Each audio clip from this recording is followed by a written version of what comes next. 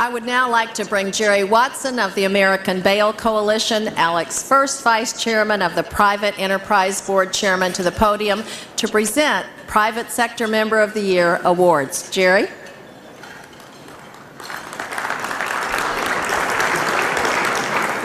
Thank you, Jane, and on behalf of the Private Enterprise Board, let me join Jane in welcoming everyone here this afternoon. Actually, I'm filling in for our chairman, Kurt Malmgren, who was unavoidably called away yesterday afternoon. When Kurt asked me if I would stand in for him, I was more than happy to oblige, and I promised him, however, that I would give you his personal regrets at not being able to be here, and I will tell you that in my 4 years of being his understudy, I know that one of his great joys was presenting these important awards.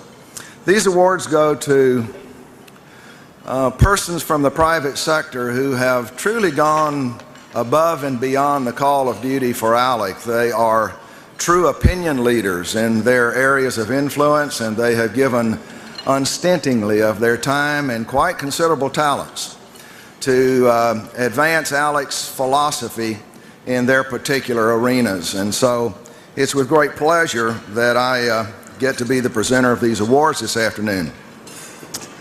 The first award we're going to present is to Mr. Tommy Williams. Tommy is of the Bell South Corporation, and he served as private sector chair in the state of Louisiana for over a decade, and during that time the Louisiana delegation grew dramatically, and its participation in ALEC was consistently one of the largest. Please help me give a hand to Mr. Tommy Williams.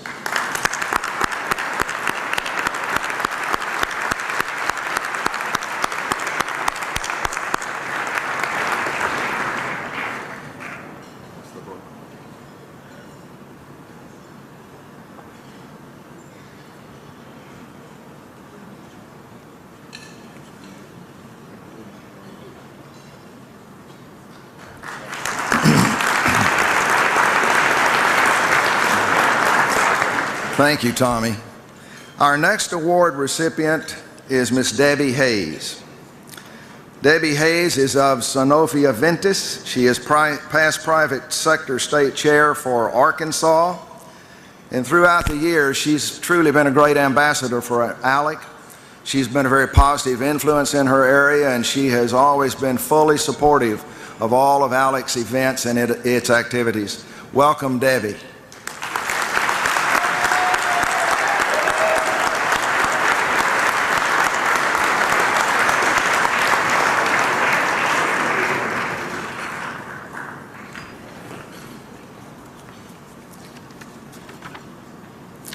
Next, we have Mr. Tom Jones of AT&T. Tom has dedicated many years to the ALEC Telecommunications and Information Technology Task Force and has drafted numerous papers and model bills over the years in advancing that technology and ALEC's influence in that arena. Please welcome to the stage Mr. Tom Jones.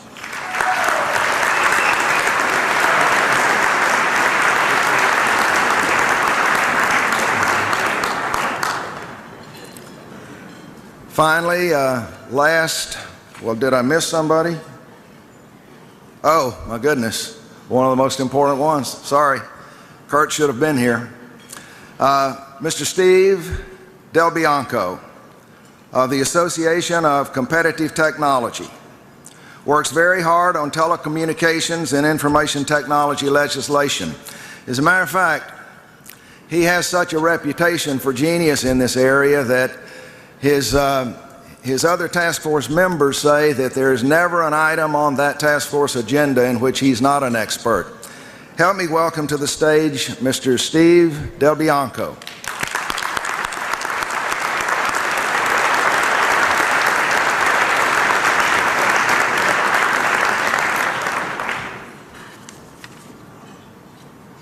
Now finally,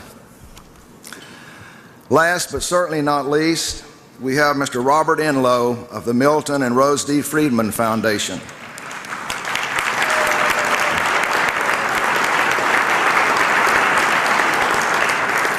Robert had a vision that Alec could become a very influential force in education. And he persisted in holding that vision to his heart in such a way that today Alec is truly on the map in education. Thank you so much, Robert. Thank you very much.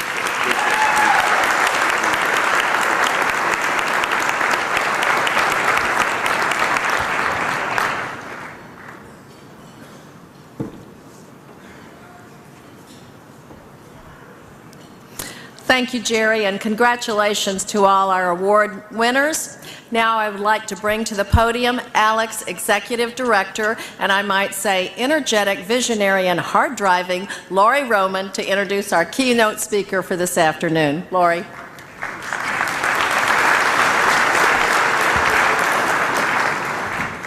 It is a tremendous honor for the American Legislative Exchange Council to welcome Dr. Milton Friedman here today. We feel very, very privileged to have him with us here this afternoon, because without his pioneering work, the world would not be as bright in the 21st century.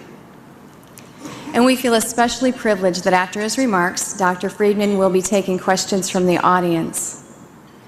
As we celebrate Alec's 33rd year, we remember the mission that has founded this great organization so many years ago.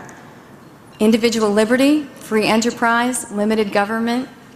Whether you are a state legislator, a policymaker, a scholar, or a member of the private sector, every debate, every decision you have made on one of these issues has been influenced by Dr. Friedman's work, whether at that very moment you were realizing it or not.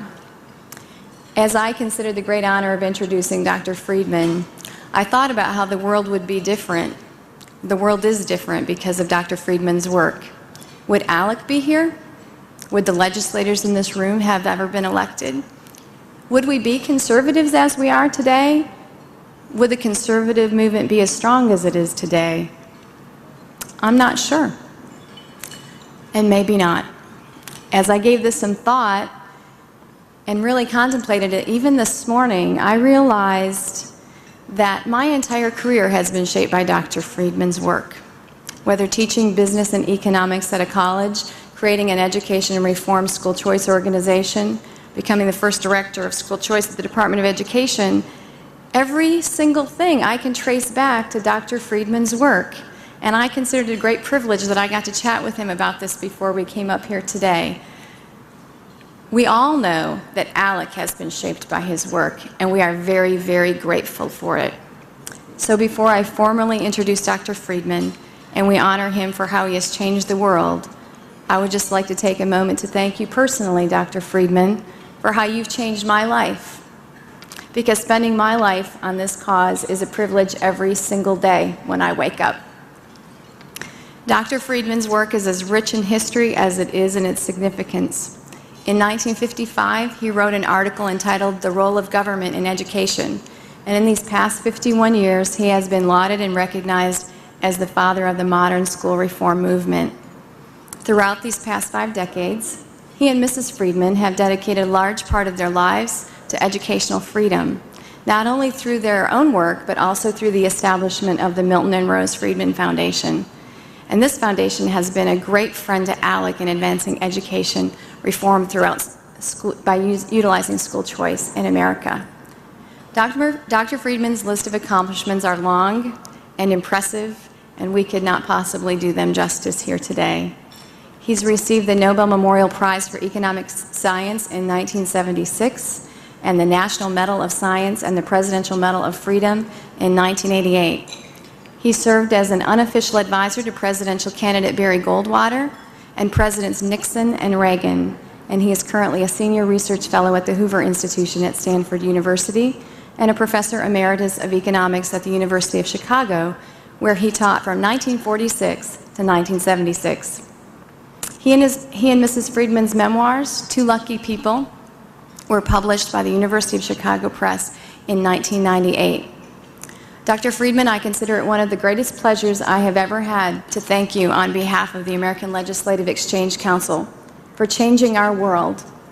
Our children and the generations after them owe you a debt of gratitude that we can only possibly repay by working every day to defend and promote liberty.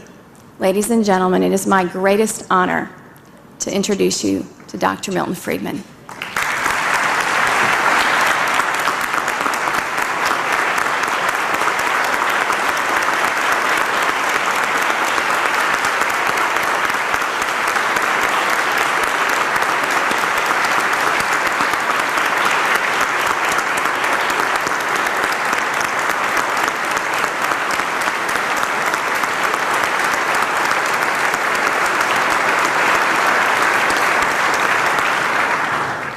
Thank you very much. I hope you'll pardon me if I speak sitting down. My weakest problem are my legs. I can't stand for very long. Thank you very much for that introduction.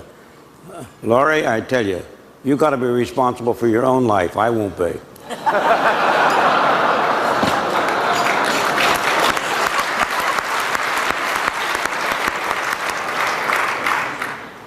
If you look around the country about the progress of America in field after field, you find it a story of improvement, of expansion, of lower costs, higher quality. But not in all fields. And one field where you clearly do not find that is in the field of education, at least in elementary and secondary education. If you look at higher education, universities and colleges, by all evidence, the United States is outstanding. It's the best in the world. How can it be that we do so well at the level of higher education and we do so poorly at the level of elementary and secondary education? And we do poorly. Something like 30% of our youngsters never graduate from high school. That's a disgrace and a shame. We have a lot of concern about inequality of income, about the poor, the indigent. A large part of that is attributable to the failure of the school system. Those 30% who never get out of high school do not have the skills and the quality necessary in order to get somewhere. In order to have a decent democratic society, we need a population that has a reasonable level of literacy, of understanding of the principles of the country, of understanding the values of the country, and the way we get that is through schooling. Now, it wasn't always that way. When I went to elementary and secondary school, in public schools, there were 150,000 school districts. Today, there are fewer than 15,000, and the population is twice as large. And so in those earlier days, when you had a widespread, diverse system, and the local communities could have effective control over things, the school system was pretty good, and quality improved. But now, in the post-war period, it hasn't been that way. I want to take off to read to you two quotations from a report, A Nation at Risk, that was published in 1983, 13 years ago, that had a tremendous reaction in the public, led to a great many reforms, none of which did any good.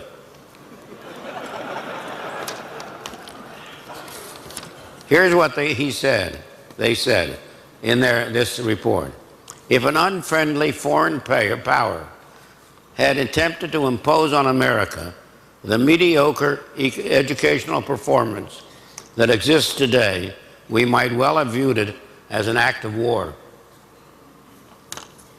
And here's another. Each generation, this is a conclusion by Paul Copperman. Each generation of America has outstripped its parents in education, in literacy, and in economic attainment. For the first time in the history of our country, the educational skills of one generation will not surpass, will not equal, will not even approach those of their parents. Now, that was 13 years ago, but both of those statements are equally true today. Why is it we have done so little? The answer, I think, is very simple.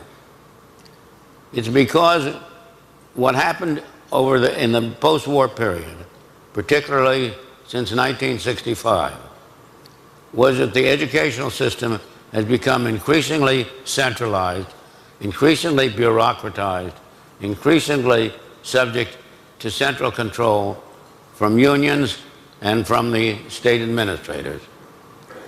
We have created a monopoly, and like every monopoly, it produces a product of low quality and high cost. It is in a way, I believe, an important desire has been mishandled. The desire we have as a nation is to have a well-educated population. State after state has in its constitution the provision of an education to all children. They use words like uniformity. That was the excuse with which the Florida Supreme Court threw out the Florida voucher system. But the way in which we have decided to spend the money we're using to subsidize education is through funding schools, setting up schools. But the aim is not schools. The object of the education should be children. Now I ask you, all of you, which would you rather do? Would you rather, as a parent, have the power to decide where your child should go to school? Or would you rather that that choice was made for you by a government official depending on where you live? I think the answer to that is very simple. Every one of us would want to have the choice to control the schooling of our own children. And yet, under our present system, we do not have that choice.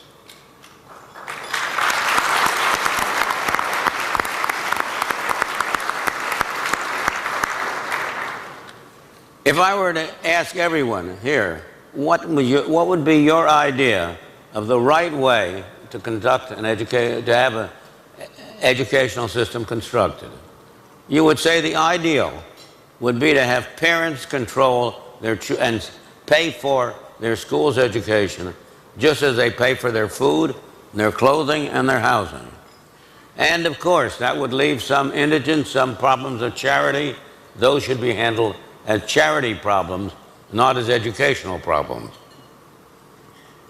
And the reason we cannot do that is because taxes are used to pay not for education, but for schools, for teachers, for goods. Now let's suppose you want to subsidize something, whatever you think of. You want to subsidize automobiles. The government is going to subsidize automobiles. What should it do? Should it give the subsidy to the automobile producer or to the consumer? If you look at food stamps, you'll see the answer. The government subsidizes the consumption of food, but it doesn't do it by setting up grocery stores and requiring people who get the stamps to spend them in those grocery stores. What do you think those grocery stores would be like? Do you think they'd be like your friendly supermarket? Or do you think they'd be like the post office?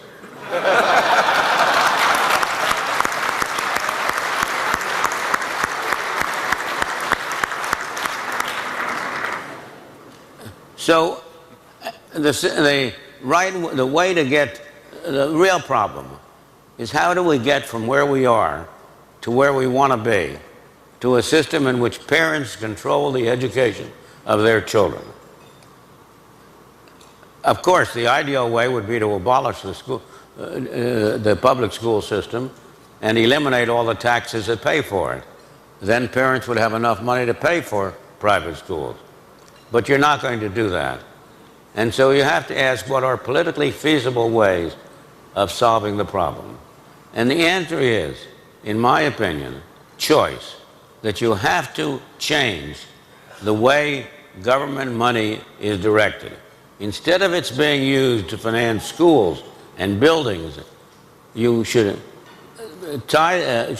decide how much money you're willing to spend on each child and give that money to provide that money in the form of a voucher to the parents of the children, so that the parents can choose a school that they regard as best for their child.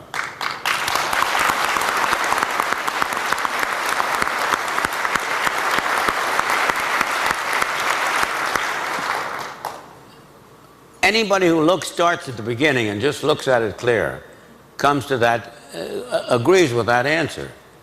Why then is it so difficult to get it passed? Why don't we get it adopted? Why isn't there a 99% vote for it? The answer is very simple. The answer is unions. The answer is a unionization of the school of teachers, plus the administrative officials who are appointed by the county or the state, or school boards are not really school boards. School boards are almost everywhere creations of the teachers' union. The National Education Association used to be a professional association like the American Bar Association or the American Medical Association. But in 1965, which is why I used that date before, it decided to change its character and to become a full-fledged union. And you will find that the deterioration of our school system dates almost completely from that date. From that date to this, we have seen a deterioration in SAT scores, in achievement in test achievement. And that is why our kids do so badly in international comparisons of test scores. It's interesting. They do pretty well, quite well at the fourth grade level. But as they go up the scale, they do very much less well at the 8th grade level and still less well at the 12th grade level. It appears from those test scores that what our school system does is to reduce the ability of kids to learn. They send them backward rather than forward. And as I say, I believe fundamentally that's a question of the institutional structure of the school system. That is, what you have is a system in which the producers are in control instead of a system in which consumers are controlled. And that explains the difference between elementary and secondary education on the one hand and higher education on the other. At the level of higher education, students get to choose. When they start to go to college, they can choose what college they go to. And that choice makes all the difference in the world, because the competition forces the schools to improve their offerings. Competition has been the great creature of improvement and progress throughout the rest of our community, of our economy. And it can also be that in education. But in order to get progress in education, we need to have parental choice. And in order to have parental choice, we need vouchers or their equivalent, so that the money goes to the parent and not to the system.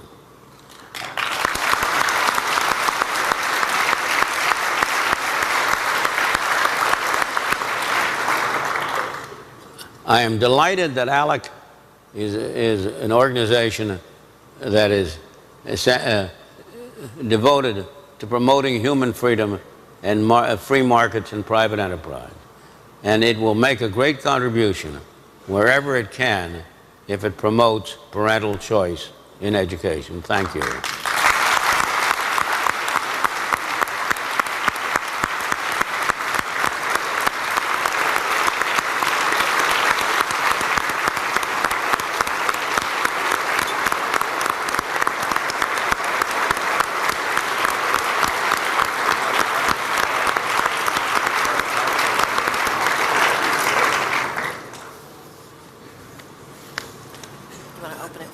Yes. Tell him you'll take my... And you're going to have to help me because my... Want me to just... Yeah. Is this on? We're open for questions now. Dr. Friedman, it's been more than 50 years since you published your paper promoting the idea of school choice, and more than 15 years since the first program was created in Milwaukee, Wisconsin. How do we speed up the day when every child in America has a parent who has the ability to send them to the school of their choice? The only way I can see we do it is work state by state, locality by locality. Milwaukee, which you cite, is a wonderful example. It's now, what is it, 10 or 11 years since vouchers were first introduced in Milwaukee.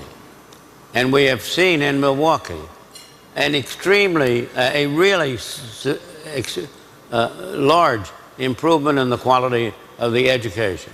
There are more private schools that have been developed, for non-profit schools, profit schools. The quality of public education has increased alongside the quality of private education. Moreover, you know, when the NEA recently, helped by the New York Times, made a great deal out of the fact that they had a study in which they argued that public schools did as well as private schools if you allowed for differences in the income of the students, in the culture of the students, and all sorts of additional things. Now, that's a little questionable, but let's suppose they were right. The private schools in question cost half as much as the public schools. Now, if somebody told you that you had two alternatives, one of which was almost as good as the other, but cost twice as much,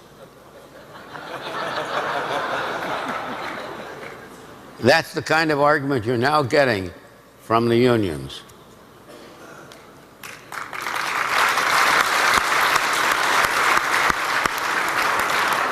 Dr. Friedman, my question has to do with homeschooling, or the increasing numbers of children who are being schooled at home.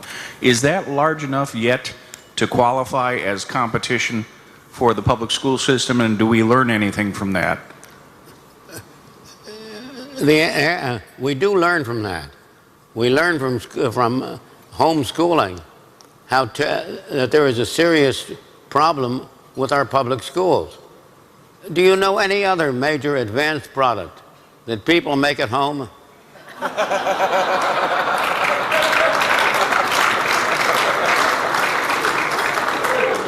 Why not? Because other products you get better results from the market. You wouldn't dream of trying to make an automobile instead of having one, buying one. So, answer to your question is that homeschooling we learn something from homeschooling. But the answer to the first part of your question is that it is not large enough, in my opinion, to be to be a real competitor to public schools. It covers too small a number of families. Sir, you mentioned American students' results compared internationally. What other countries would have implemented some of the principles you've described that we could look to as models in some fashion? Well, I'm not an expert on but some of the European countries, like Netherlands and Denmark, I think, are among the cases that have a greater degree of parental choice. It's interesting. Japan is an interesting case. It has a 100% public school system. However, it also has so-called tutorials. It has a very extensive private system in which almost all children participate. And it's a strictly market-oriented. But as I say, I'm not really an expert on foreign education. One of the interesting things about the situation in other countries is that in countries like India and other similar countries where there are a very large number of poor people, there has recently been a big development of private schools, paid for by parents, not by the government, because government schools have been so inefficient. Professor Friedman, in an email you sent me about 3 years ago, you suggested that an assessment of the evidence might lead us to suggest that we should tax higher education rather than subsidize it. Without asking you to comment on detail on that, if we are going to subsidize it, should we at least voucherize it? We have largely done so. In the main, with on higher education, well, I have to separate two things. There is a subsidization of research done by universities through that's one thing. But if we talk about subsidizing students, you have the Pell Grants and similar kind of grants in which the students get essentially a scholarship, and they can take it to any school they want to. As you may know, we did have a big voucher experiment, if you want to call it an experiment. It was a GI Bill right after World War II, when the GI Bill enabled all of the servicemen, essentially they received a voucher which they were free to spend in any institution of their desire. I remember, that was when I started teaching at Chicago. And there on the Midway, we developed they were temporary housing to accommodate all of the veterans who were taking advantage of the GI Bill. It's the most successful educational project that the government has ever had.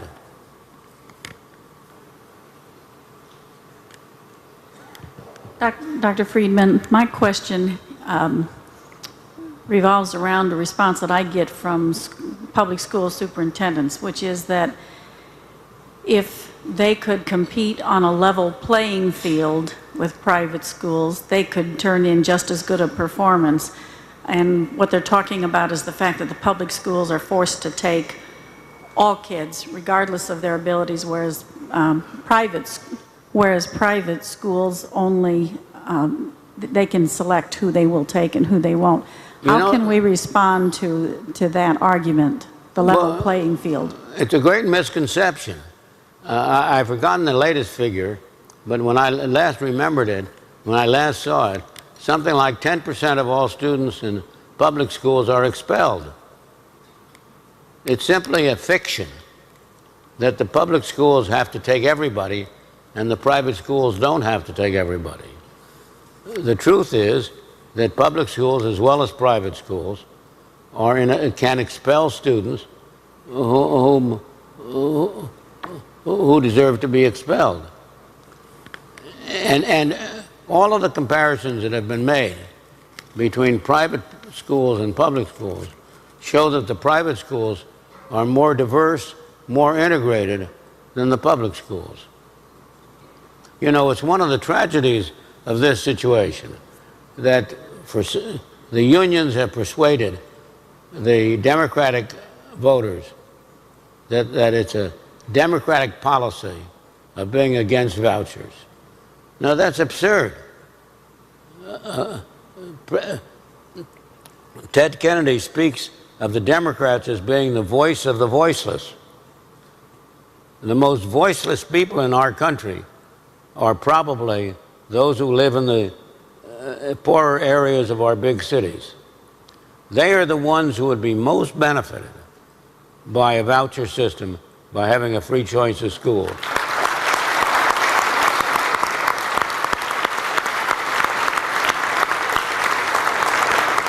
And yet, the Democratic Party, because of the influence of the teachers' unions, consistently is opposed to vouchers. In recent time, more and more recently, more Democrats have been leaving those ranks and have been coming out in favor of school choice.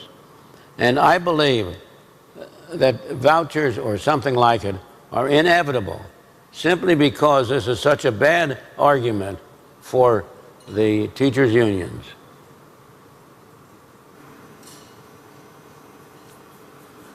Dr. Friedman, in looking at the political difficulties of making the reform that you advocated, as far as the time factor, if we made all the changes we need to make today, it would still be 10 or 12 years. Are you optimistic that we can make the changes that need to be changed in the public education system? And if not, where does that put America at risk? The one thing, the public, if you have going back to an earlier question, if you had a clear, level playing field, the public schools would improve enormously. If you had real competition, and Wisconsin is a good example of that, because the public schools have improved very greatly as a result of the competition of the private schools.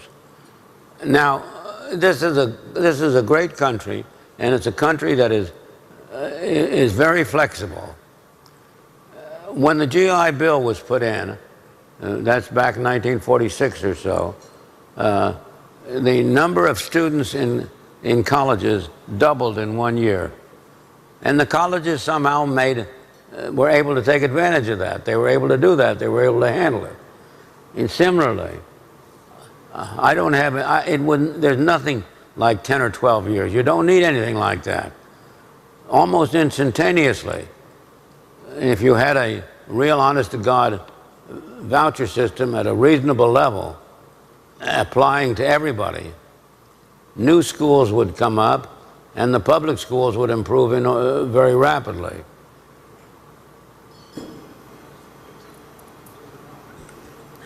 I think that's about the end of our time. Do we have any more crying questions that have to be asked before I close this off? We need to get on with our program.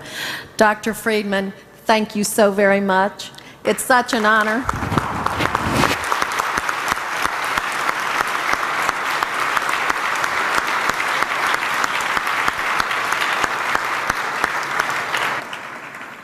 Thank you. It's such an honor to have had you. Since I studied economics in college, and since my entire legislative career has been dedicated to reforming education in the Friedman tradition, I feel like Dorothy, who has just met the Wizard of Oz. And in case you wonder, I even have my red shoes on.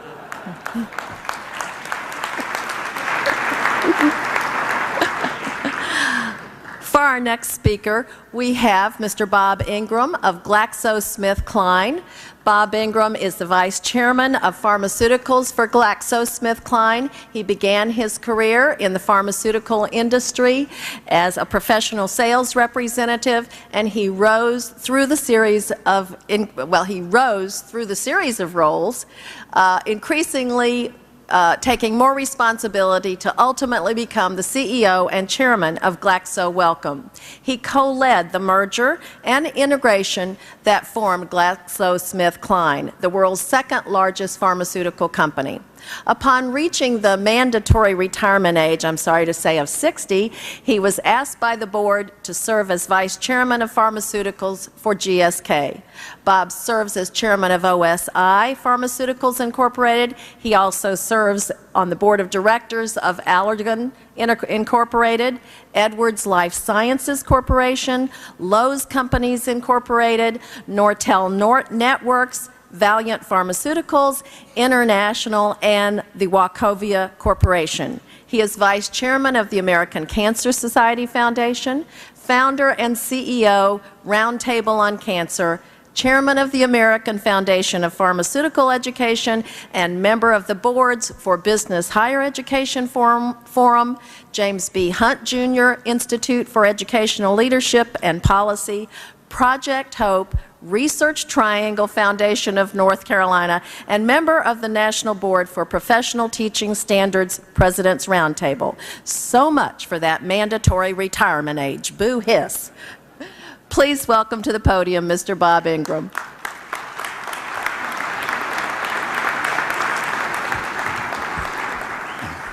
Jane, thank you. And my speech will be shorter than the introduction. But I would say, Dr. Friedman, as a grandfather who has 3 grandchildren, how fortunate I am to be here today, and how fortunate all of we are to have someone like Dr. Friedman remind us of all of our duty, whether we be legislators, parents, grandparents, that we owe it to our children, and in my case, my grandchildren, to make sure they do have that freedom of choice so that they can compete, which they're going to have to globally, for good jobs against countries that understand that education is the way forward.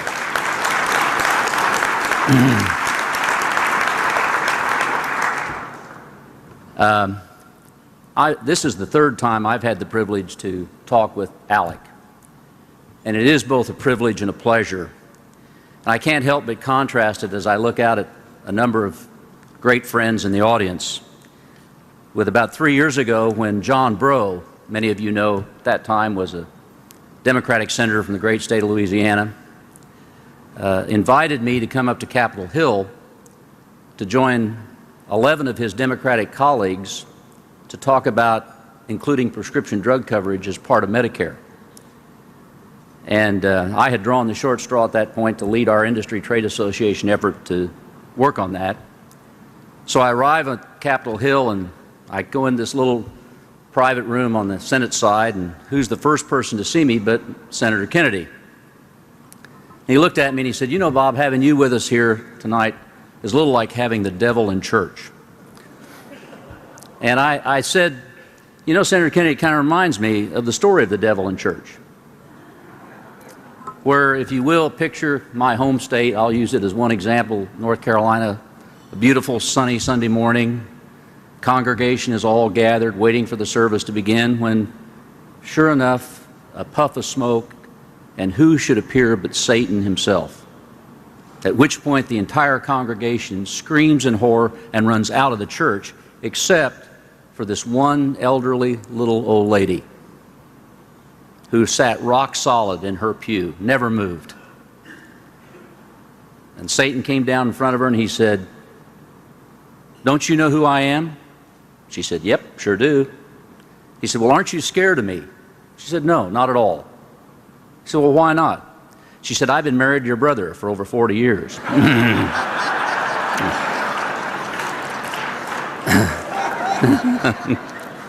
Now, you can use a different gender depending on your audience, but I did say that to Senator Kennedy that night, and I said it for the purpose of saying how often we paint issues in vivid shades of good and bad. When, as I think most of you know who deal with issues every day in your role as legislative leaders, the answers aren't always that simple. And what I'd like to do is take the next few minutes, and I realize you have a busy day yet, and I'll be brief, to talk about an issue that is complex and doesn't have easy answers, but that is, how do we address, as legislative leaders, as private sector leaders, this issue of rising health care cost? I'm an optimist, and I know many of you are as well. I've had the privilege to live in several different countries, and I've experienced various health care systems. And I believe that despite all of our problems and challenges, that we in the U.S. are in the best position to meet the health care challenges that we face, and they're considerable. I believe this because the free market system that we have in the United States will allow us to react more quickly to the changing demographics and the fluctuating supply and demand that are so critical when we look at health care. And that is as true, in my opinion, for health care as it is for any other industry. The big question is, which way do we choose to go? Government-sponsored health care or patient-centric health care? Listening to Dr. Friedman, do we choose to have a consumer-led educational system or a provider-led education system? Who pays, and what quality care should we deliver? I believe that the best care and the most cost-effective focuses first and foremost on the quality of the health outcome for the patient that we should all serve. Now, I'd like to spend the next few minutes outlining with you one road that I think will help take us in that direction. But first, if you will, let me ask you a question.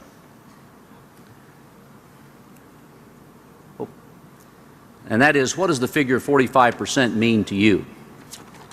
Well, frankly, 45% is the percentage of the population of Americans who have one or more chronic diseases.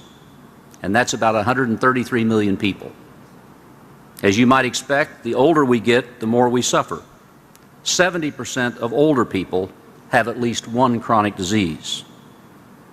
But half of middle-aged adults, and shockingly 1 out of 4 young adults in this country, suffer from a chronic disease. Now, next question. What about 75%? What does that number represent? Well, that number represents the fact that 75% of the total amount we spend in this country on health care is spent on that 45% of our population that have one or more chronic diseases. And in 2004, 2 years ago, that amounted to almost $2 trillion, or over $6,000 per person. Now, that's a high number, but more astonishing is the fact that just 3 diseases drive the majority of those costs. And those 3, not great surprise to any of you in the audience, are cardiovascular disease, diabetes, and asthma. And you can see the numbers. The financial costs are staggering, but more staggering yet is the human cost of these chronic diseases. 7 out of 10 deaths in our country are caused by chronic disease. And controlling costs with these 3 and other chronic diseases will move us a long way toward getting our healthcare system on track, and equally, if not more important, ease the suffering of patients. But right now, it doesn't look like that's likely to happen anytime soon, just like, sadly, we won't get the educational system our children and grandchildren deserve as quickly as we should. But let's take a look at, for example, one of those diseases, diabetes. The map you're looking at represents the incidence of diabetes among adults in the U.S. in 1990, 15 years ago. And this is according to the Center for Disease Control. 15 years ago, only 4 states fell into the higher end of the scale with an incidence between 6 and 8% diabetes rate among their population. Now look what happened just 11 years later. In 2001, only 6 states remained at the lower end of the scale with incident rates in that 4 to 6% range. 14 are between 8 and 10%, and 3 states report more than a 10% incidence of diabetes in their population. And that trend continues. Now let's consider the human costs. Amputation, blindness, kidney failure.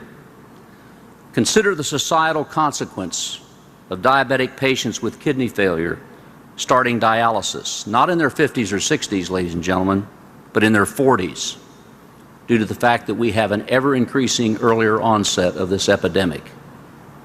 We're looking at more people requiring more health care earlier in their lives, and potentially a smaller pool of healthy, productive workers to cover those bills.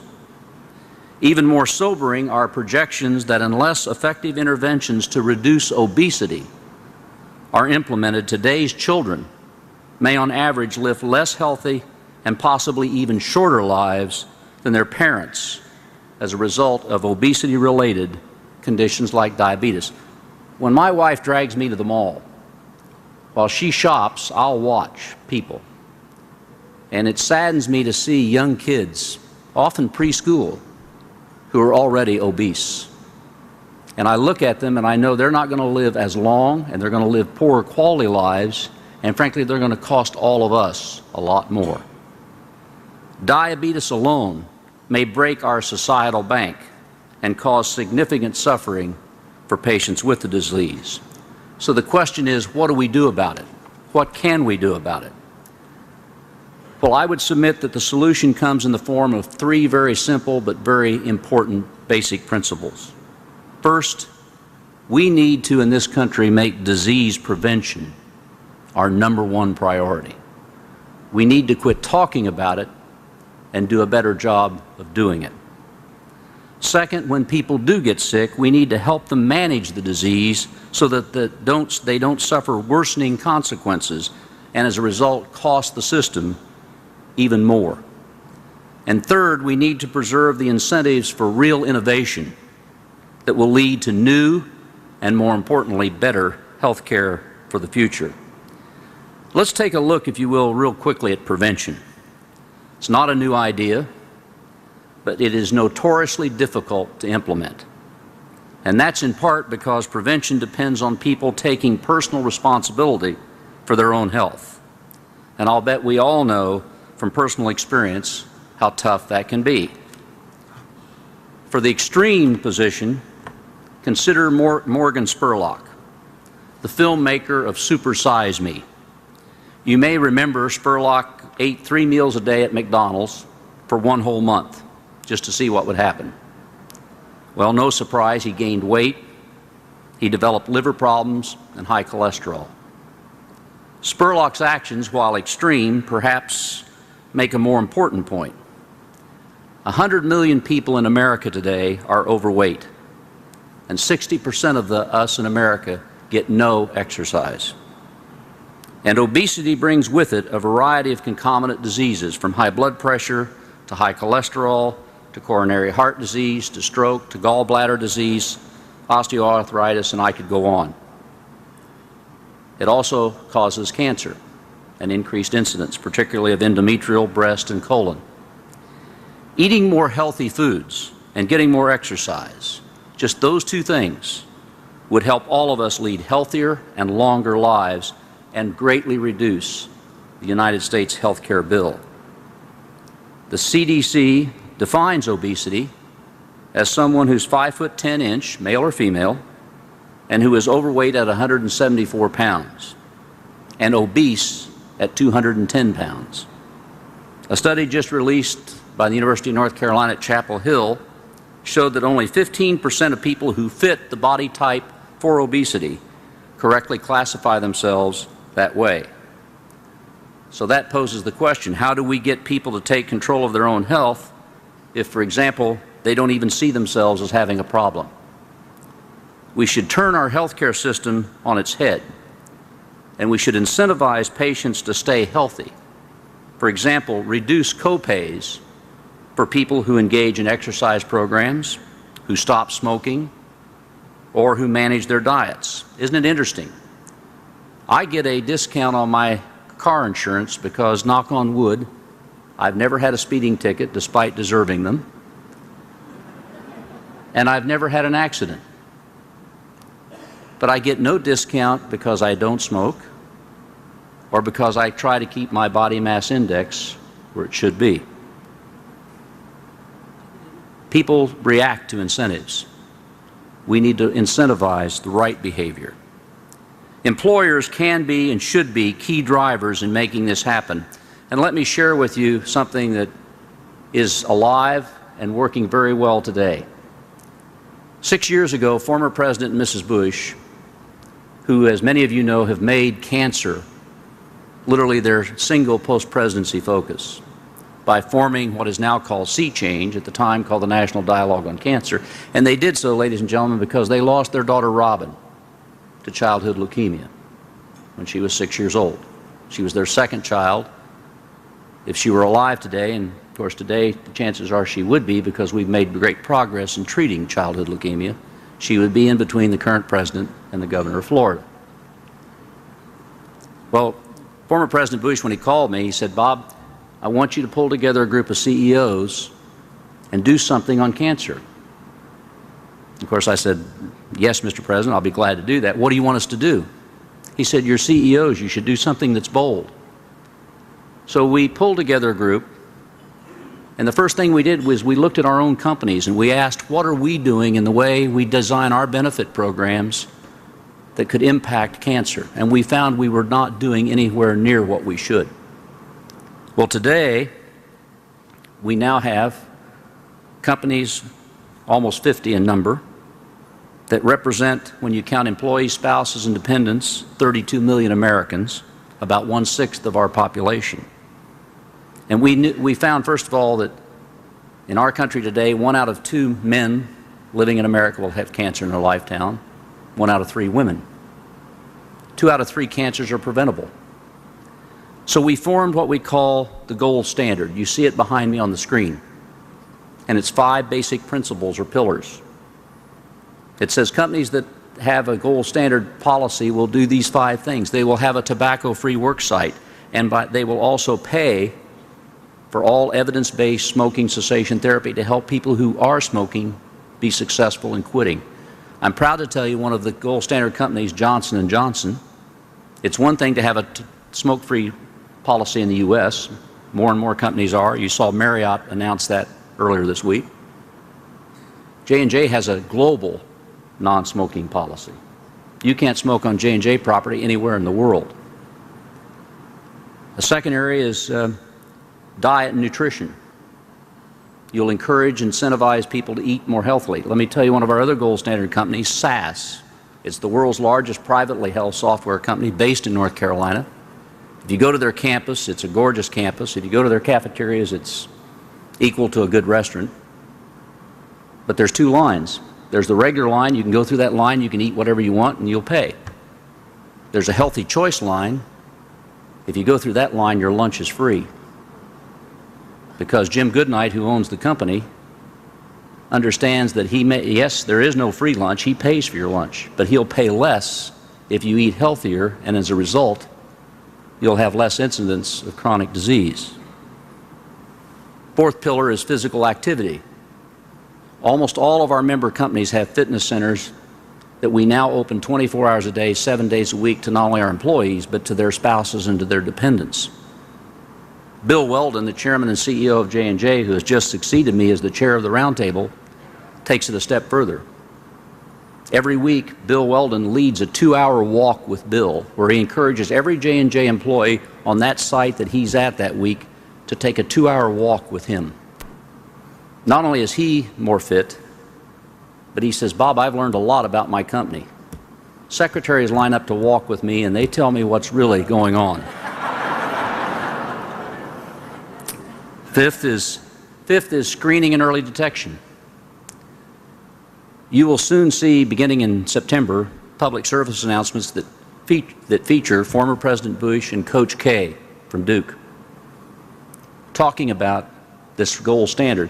And they'll talk about why it's so important to have a colonoscopy past a certain age, why you need to have a mammogram, why you need to have a PSA test. I'm proud to tell you that all of our companies provide all of those early diagnostic tests free to their employees, to their spouses, partners, and dependents. Does it cost us? Yes. But cancer, like almost any disease, the earlier you detect it, the better the outcome and the lower it costs you.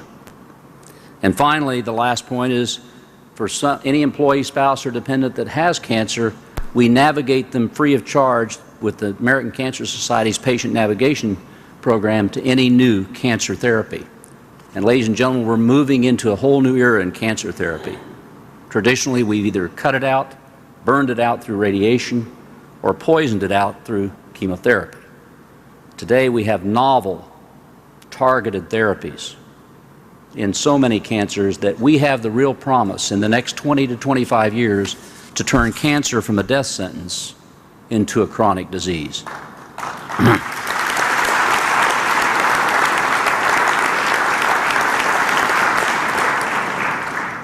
All of that is geared, obviously, to prevention. The second principle, and I'll move quickly, is intervention. Intervention means that when someone does get sick, we diagnose it quickly and accurately, and then we treat it to the established guidelines and get people appropriate therapy. And you'll hear me say appropriate. You're obviously sitting there knowing that I work in an industry that makes its living and gives our shareholders return by people taking medicine. But folks, If we did a better job of just eating sensibly, exercising moderately, and not smoking, you wouldn't need to take near as much medicine as we do. And the only business my company and our industry, in my opinion, deserves is when it's the right medicine for the right patient at the right time at the right dose. Beyond that, it's not good for the patient and it's not good for us. So, in the face of the rising healthcare costs caused by this increasing incidence of disease, naturally payers are desperate to control cost. And the first response is often to cut spending on medicine, not increase spending to control the disease.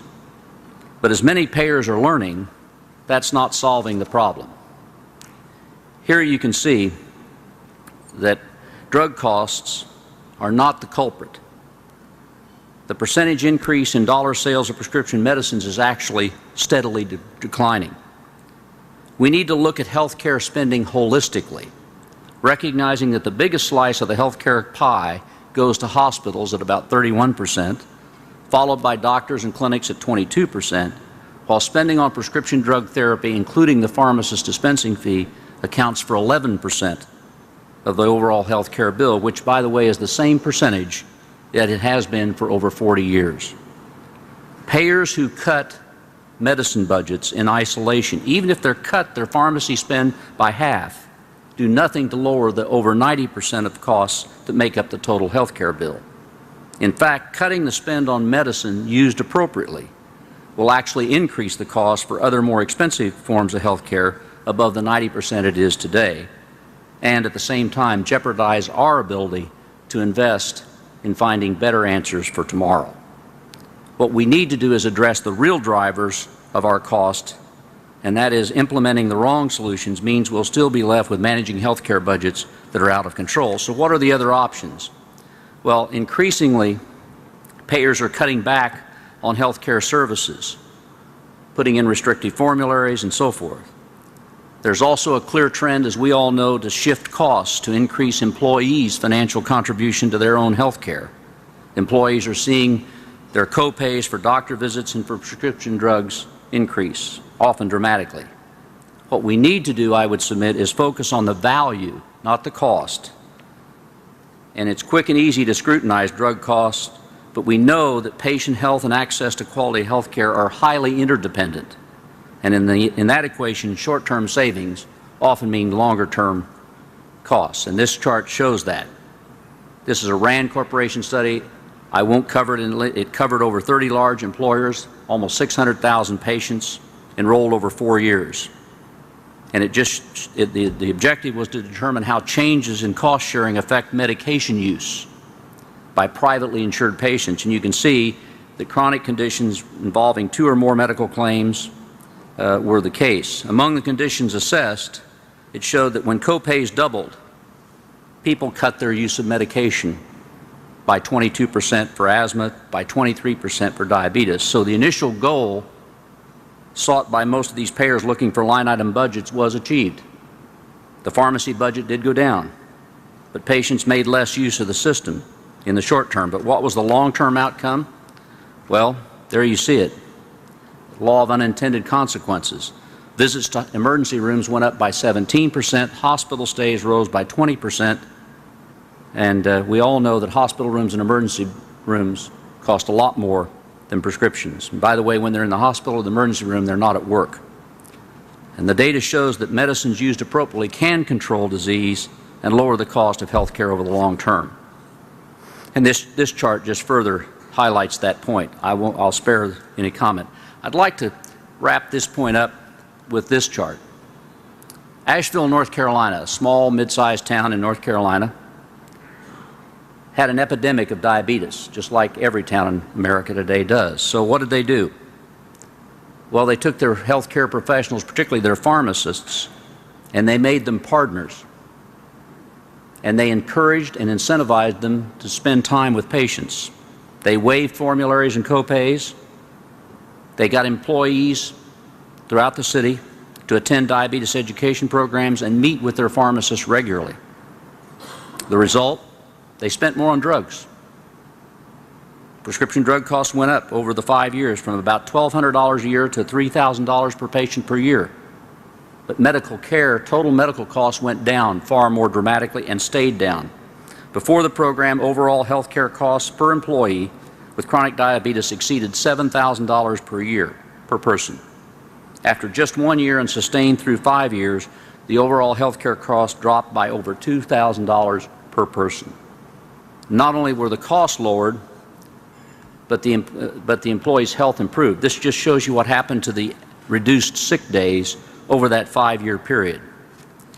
We're taking this experiment, it's called the 10-City Challenge, and the American Pharmaceutical Association Foundation, with support, candidly, from GlaxoSmithKline, is now replicating this in 10 cities with major employers, and those cities are Pittsburgh, Northwest Georgia, Honolulu, Milwaukee, Colorado Springs, Charleston, South Carolina, Tampa Bay, and Los Angeles. And we look forward now to seeing this experiment move on. Last point, and I'll close with this, is innovation. It's not just innovation in our labs, which is critical. It's innovation in areas like laparoscopic procedures. It's innovation in the area of IT. Isn't it interesting? I do serve too many boards, one of which is Wachovia, now the country's 4th largest bank. And I can take my credit card from Wachovia, and whether I'm in the US or Europe, I can go to an ATM and I can get money. We have that same ability to take your medical history and put it on that same size card, so that when you get sick and you're on the road, you can go to any hospital and we could link that up so that you don't have to wait 3 hours filling out forms to get treatment. It's just one example of why we need to use innovation to improve the efficiency as well as the cost of therapy. So I'll wrap up. I'll move these slides real quickly. Let me show you this slide because it makes a point about innovation. If you had AIDS and you lived in America, the most fortunate place on earth, in 1992, 93, 94, you were going to die. And sadly, too many people did. But today, if you look at that chart and you see the death rate beginning in mid-95 coming all the way down. Today, if you have AIDS and you live anywhere in the world, and you get to a doctor and that doctor puts you on triple combination antiretroviral therapy, and you take it as it's prescribed, you will die with AIDS, but you will not die from it. We have taken in a 10-year span a death sentence called AIDS and turned it into a chronic disease. The difference in the scheme of the innovation in 1994-95, to do that you would have taken, by the way, 20 to 30 pills a day. I suspect many of you have read recently where, thanks to continued investment and innovation, today an AIDS patient will probably in America take 1 to 2 pills a day and live and not spend $100,000 a year in a hospice before they die. So let me just close with the last 2 points.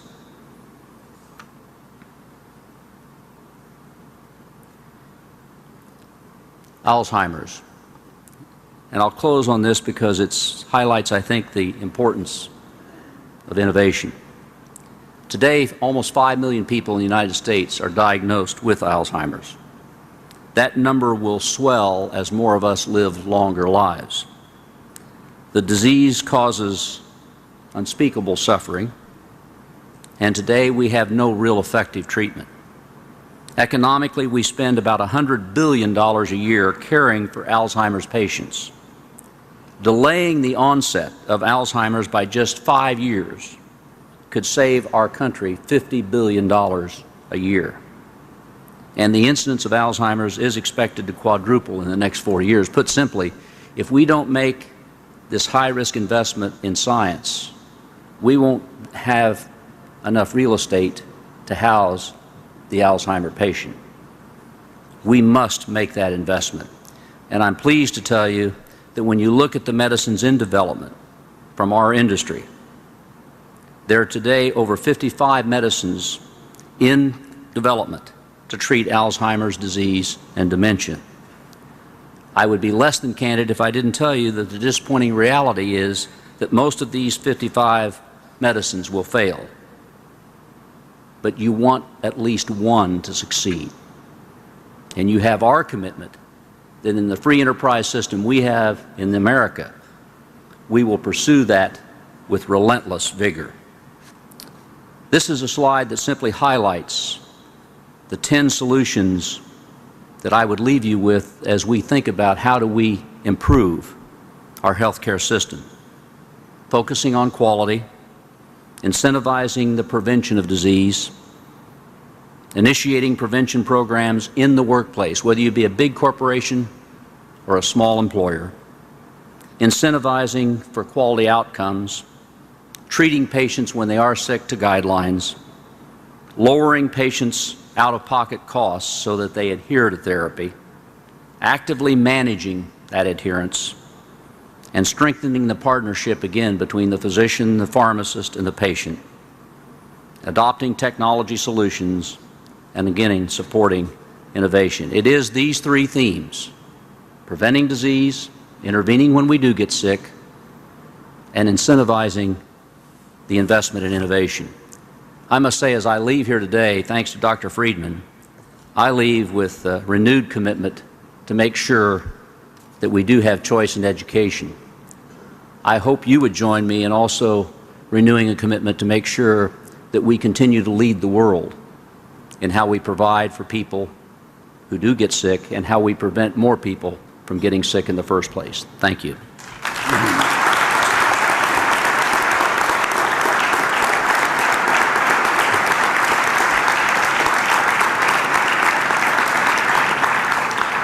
Mr. Ingram, thank you for that helpful information and practical recommendations, and also thank you for our lunch. Is that because we got in the healthy line? Drum roll, please. Everybody who put your name in. These in the exhibitor hall, I'm going to draw those right now, and you should report, if I call your name, to the Walnut Room this afternoon to see about picking up your prize.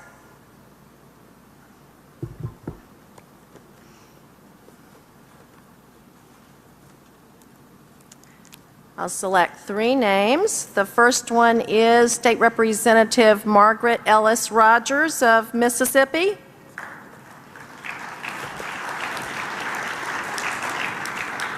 The second one is Gail Bates, Missouri House of Delegates. And the last one is Mrs. L. Patrick Engel, who I know her, Nebraska Legislative. So report there to pick those up. That concludes our luncheon for today. There are still task force meetings this afternoon, and please take the rest of the night to enjoy this beautiful city. I'd like to take this time to remind you that we have a breakfast tomorrow at 8:30, sponsored by CC Advertising, and also there's a prayer breakfast to be held on Sunday morning at 8 in the club room. Thank you so much for attending this year's annual meeting, and we hope to see you in Phoenix in December.